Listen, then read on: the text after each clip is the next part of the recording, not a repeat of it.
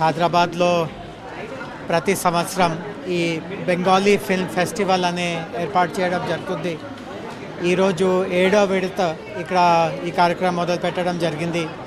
చాలామందికి తెలియకపోవచ్చు, బట్ హైదరాబాద్లో సుమారు ఒక 10 లక్షల మంది బెంగాల్కి చెందిన వాళ్ళు ఉన్నారు.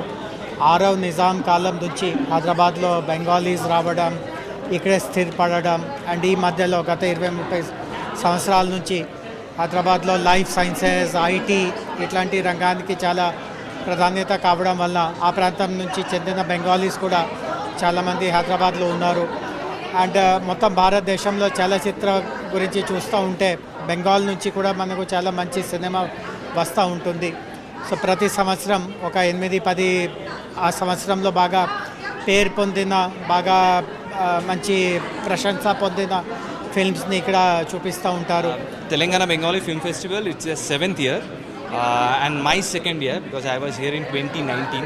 It feels great because so many Bengalis stay here and there are Bengali films loving people here in Hyderabad, and Bengali film industry has a strong connection with Hyderabad because there was a time when Bengali films, Bengali serials, they were shot here in Ramoji Film City. So it's a great pleasure, honor to be here in Telangana Bengali Film Festival with my film The Deep Reach, and there are other films also.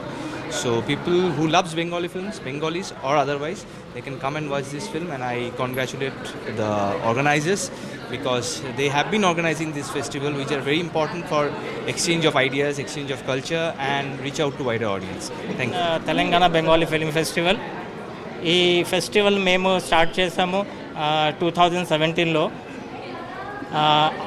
ఆ టైంలో మేము feel చేసాం that Bengali films మా థియేటర్స్లో రావట్లేదు.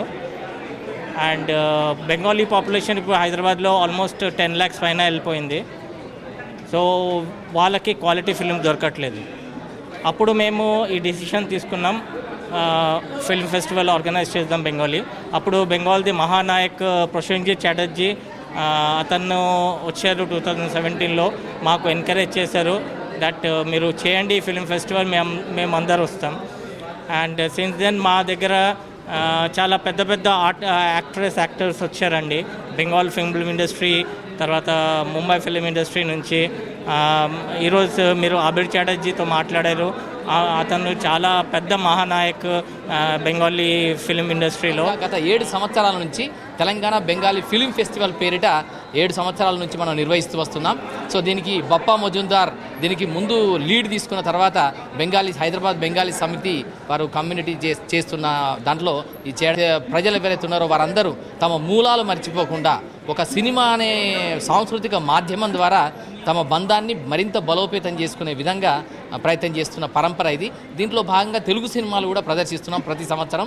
అంటే బెంగాలీ, తెలంగాణ రెండింటి మధ్య ఒక సినిమా బంధం, సినిమా ద్వారా ఒక ఆత్మీయ బంధాన్ని ఏర్పాటు చేసే విధంగా ఇది రూపొందించడం జరిగింది.